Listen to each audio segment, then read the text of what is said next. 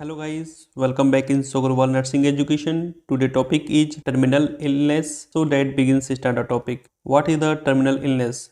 Terminal illness is a disease that cannot be cured or adequately treated and that is essentially expected to result in the death of the patient within a short period of time. This term is more commonly used for progressive disease such as cancer or advanced heart disease than for trauma. मतलब terminal बीमारी या अंतिम चरण की बीमारी एक ऐसी बीमारी होती है जिसे ठीक नहीं किया जा सकता है या पर्याप्त रूप से इलाज नहीं किया जा सकता है और इसके परिणाम स्वरूप रोगी की मृत्यु हो सकती है। इस शब्द का उपयोग आमतौर पर कैंसर, मानसिक या दिमागी रोग और हार्ट डिसीज जैसी प्रगतिशील बीमारियों के लिए चोट की तुलना में अधिक यूज किया जाता है।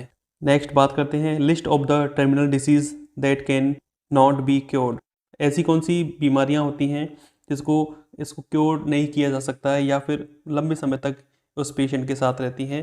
तो सबसे पहला आता है रूमेटॉइड अर्थराइटिस, इसको हम जॉइंट पेन, जॉइंट इन्फ्लेमेशन के नाम से जानते हैं। दूसरा है सीजोफ्रेनिया, इसमें क्या होता है वास्तविकता को पहचानने में प्रॉब्लम आती है उस पेशेंट को। तीसरा है पोलियोमाइलाइटिस। चौथा है क्रॉनिक ऑब्स्ट्रेटिक पल्मोनरी डिसीज। पांचवा है मल्टीपल स्क्लेरोसिस और छठवां है अल्जाइमर एंड डिमेंशिया, जिसमें पागलपन बोलते हैं उसको हम। नेक्स्ट पार्किंसन डिसीज़ और लास्ट का है सिस्टिक फाइब्रोसिस। ये कुछ तरह की बीमारियां होती हैं जिसको हम क्योर नहीं कर सकते हैं और ये लंबे समय तक पेशेंट के साथ रहती हैं क्रॉनिक इलनेस की तरह। बात करते हैं meeting the needs of dying individual. अब जो व्यक्ति है जो मरने के समय निकट है उसका और क्रॉनिक डिसीज कंडीशन से लंबे समय से है वो, तो उसके लिए हम क्या सपोर्ट कर सकते हैं उसके बारे में बात करेंगे। तो सबसे पहला आता है असेसिंग नीड्स। दूसरा है explaining the client condition and treatment, मतलब जो ट्रीटमेंट उसको दिया जा रहा है उसके बारे में प्रॉपर उसको समझाना है और उसको एक्सप्लेन करना है। तीसरा पॉइंट है मेंटेनिंग गुड कम्युनिकेशन, और एक अच्छी नर्स की पहचान होती है कि पेशेंट के साथ साथ एक गुड कम्युनिकेट करना चाहिए। उसके बाद आता है promoting self care and self esteem, और उसको गाइड करेंगे, समझाएंगे कि अपनी वो सेल्फ केयर कैसे कर सकता है। उसके बाद allowing family members to assist in care, और जिसके साथ जो फैमिली मेम्बर होते हैं उसको हम अलाउ कराएंगे कि वो उसकी केयर करें, उसको असिस्ट करें, ठीक है, उसका साथ हमेशा दें। नेक्स्ट बात करते हैं मीटिंग क्लाइंट्स नीड्स। अब जब मीटिंग करेंगे तो उसकी नीड्स क्या क्या होती हैं। तो सबसे पहले साइकोलॉजिकल सपोर्ट, फिजियोलॉजिकल सपोर्ट और स्पिरिचुअल सपोर्ट, ये सारी चीज़ें हम उसको प्रोवाइड कर सकते हैं। नेक्स्ट बात करते हैं stages of dying patient. Dying patient की 5 स्टेज होती है। पहला आता है डिनाइल एंड आइसोलेशन, इसका मतलब होता है इनकार करना या फिर एकांत रहना पेशेंट का। दूसरा है एंगर, तीसरा है बार्गेनिंग, चौथा है डिप्रेशन और पांचवा है लास्ट एक्सेप्टेंस। सबसे पहले बात करेंगे डिनाइल एंड आइसोलेशन। इसमें क्या होता है, जो पहला पॉइंट है इस स्टेज की स्थिति की बीमारियों के बारे में उन्हें शिक्षित करके इस सकारात्मक अपने का इलाज या लाभ उठाएं। दूसरा है दर्द और पीड़ा को कम करें।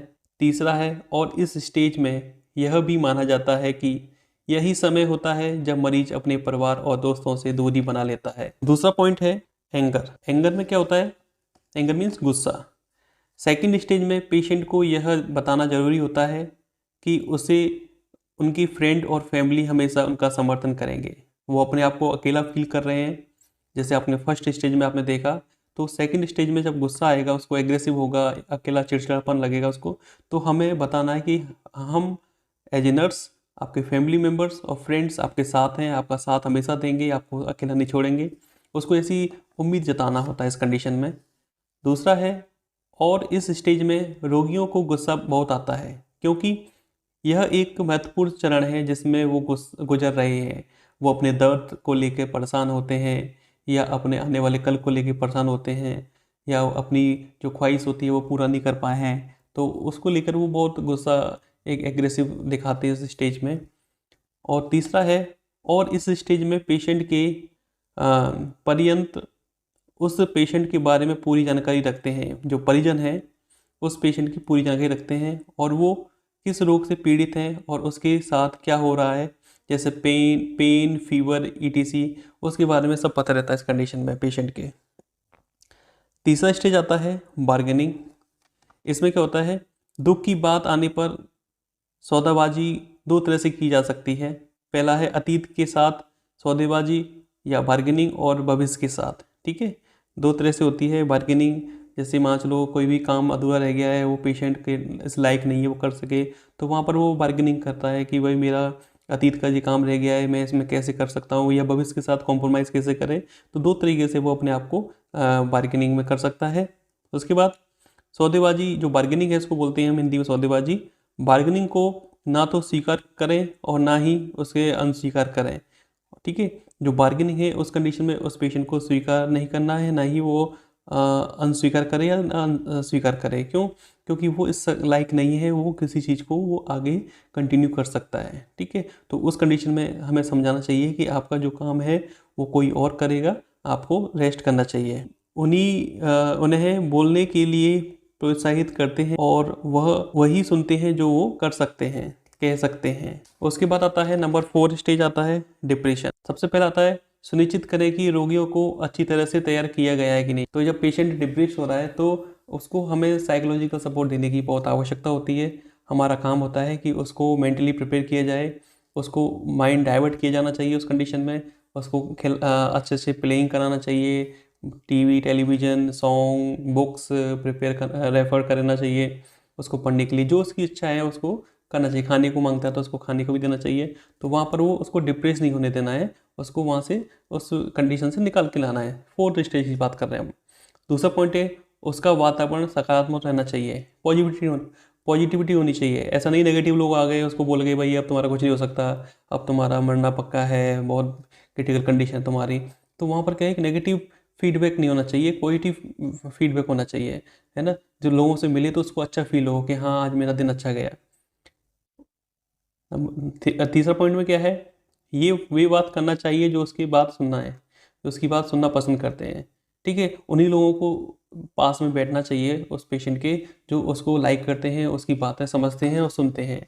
अनलाइक व्यक्ति को वहाँ पर नहीं जाना चाहिए उस कंडीशन में, क्योंकि वो ऑलरेडी डिप्रेस है अपनी बीमारी से, अपने क्रॉनिक पेन से या फीवर से, एसेट्रा एसेट्रा।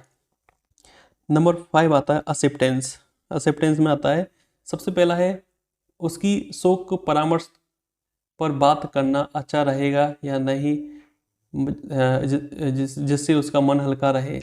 ठीक है, तो जब उसने एक्सेप्ट कर लिया अपने आप को, हाँ अब मैं मेरा कुछ नहीं हो सकता, तो वहाँ पर उसको परामर्श करना चाहिए। उसको साथ में बैठकर उसके साथ पार्ट टाइम स्पेंड करना चाहिए।